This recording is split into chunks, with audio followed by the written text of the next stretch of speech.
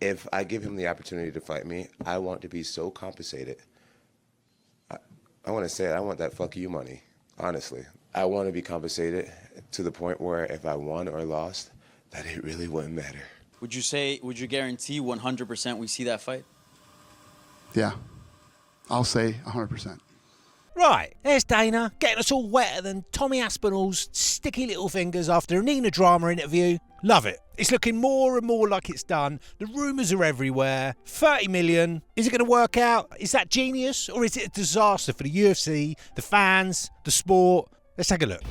Ooh, we're getting good. Right, you're seeing online that everyone's talking about the fact that John Jones wants $30 million to fight Tom Aspinall, and it's sounding like the UFC have said they're going to meet that demand. Did old Johnny Boy try and price himself out and get caught out? I hope not, because that would mean that he's probably going to drag it out and then eventually not fight Tom. And did John genuinely think he was going to get away with trying to fight Pereira when Tom Aspinall's sitting there waiting? It's hard to read that one. He seemed genuinely going after it, as absurd as it seemed. And now, crucially, if John has said yes to the fight and he's getting 30 million, is he actually happy and looking forward to fighting Tom? Because if he is, we've had some major mixed signals. You heard him in that clip. He said he wants enough money so that he don't even care if he wins or loses. That sounds to me like it's a bit of a pre-built-in coping mechanism. Is all of this just to sell the fight? Is he just trolling the fans, getting everyone all excited so they can't believe it when he accepts the fights? Because if it is, and if this is true, it worked. We're all invested and he's got 30 million.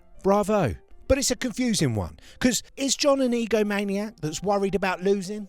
Trying to gaslight fans into thinking Pereira's the fight to make, trying to downplay Tom as a threat, keep going on about the fact he's done enough, he's happy to walk away. Is that just an egomaniac trying to convince himself and us and just control the whole narrative and situation? Or is he a shrewd businessman that's willing to make himself publicly look scared of Tom in order to secure the biggest payday of the sport's history? I don't know. I mean, what do you think? Everything we've known about Tom's personality up to this point gives you one answer, doesn't it?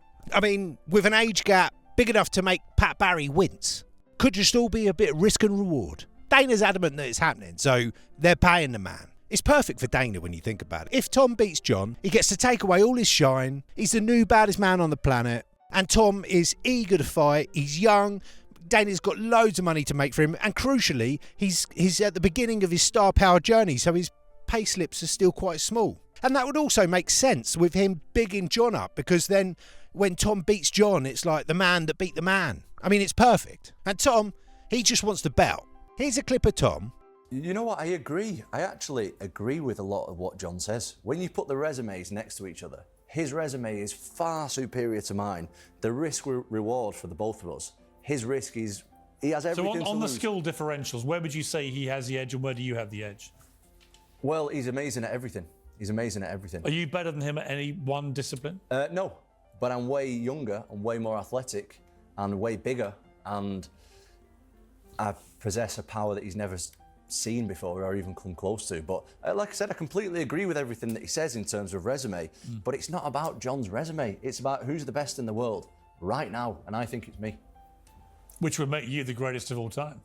No, it wouldn't. It wouldn't. Well, if you beat the GOAT. No, it wouldn't. Aren't you the new GOAT? No, it'd make me the best heavyweight right now. And that's all I want. This is a great clip from Tom. I mean, he's just saying it exactly how it is. It's hard to argue with this. Whether you love Tom or hate him, it would be hard to critique it.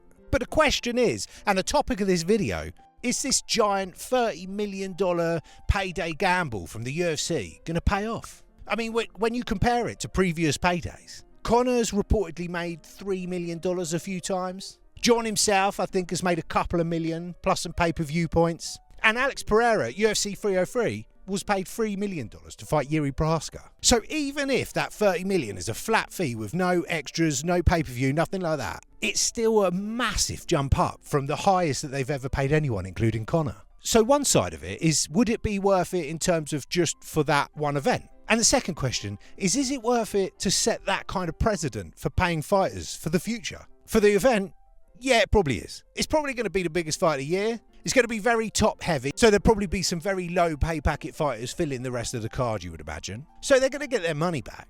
Daily cakes will be fine. But for setting the precedent of getting those types of figures paid to a single fighter for a single fight, in terms of, is it right?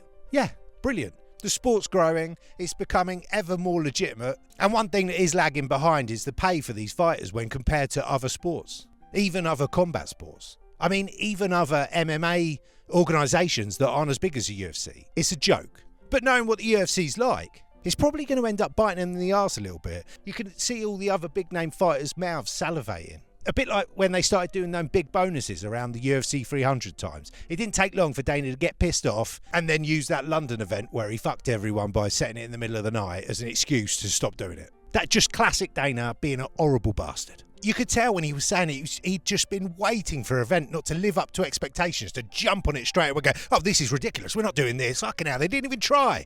Twat waffle. But let's face it, they're the monopoly, so they can do what they want. But Dana's hate for Ngannou is always bubbling away in the background, and if Tom beats John and it makes him that superstar of the heavyweight division, it potentially is going to take away shine from Ngannou, which is always just a bit of a win-win for Dana. And then, of course, if John wins, he's then going to have the fight with Pereira, which would be a massive fight. Technically, sports-wise, a worse fight, but in terms of casual fans and, excitement, potentially even a bigger fight. So that would be a perfectly fine scenario for the UFC. Not the best, but okay. At least they get another massive fight out of it before Jones inevitably retires. But at that point, if he wins both of those fights, he'll have ruined Tom's star power to a point. I mean, let's face it, Tom's probably still going to go on to be the heavyweight champion for a while anyway, but it will have damaged that, and then he'll have damaged Pereira's star power, and then it'd just be out the door anyway. So Dana would be better off not booking these two fights if John wins them both. But to take a step back and actually look at the Jones-Aspinall fight, I'm more interested in this matchup than John is when he's in the men's changing rooms. It's an incredible fight. John is fucking John Jones, isn't he? And Tom, as he said in that clip, he's bigger, he's faster, he's younger, and he's a very talented lad. When you look back, John has typically been a size bully all of his career. His worst fights being the likes of Gustafsson and Reyes, who are basically the same size as him. Both men with similar frames to John. And since going up to heavyweight, he fought Garn, who was a stylistic wet dream. I mean, really, when you look back at it, stood absolutely no chance. He's got worse wrestling than a fucking snail. And then he went on to fight basically the reanimated corpse of Stipe. So nothing to give us any real insights into how John is actually going to handle a challenge of that size, like he's going to face when he fights Tom. John has got incredible fight IQ and game planning. But like Tom said, there's not much footage on Tom. And if you believe what he says, he hasn't gone to the well yet. He hasn't shown half of what he's capable of. But on the other side of that, we haven't seen Tom in challenging circumstances. Yeah, that's due to the fact that Tom's been good enough to finish his opponents early. But what will he be like when he gets in bad positions? Or what if it gets later into the fight and he starts getting really tired? We don't have these answers. One thing's for sure though, for us, the fan base, that $30 million gamble is going to pay off big time. I, for one, when that fight gets made legit, will be buzzing my tits off. Anyway, if you like this video, give us a sub. Here's a video you might like. See you next time.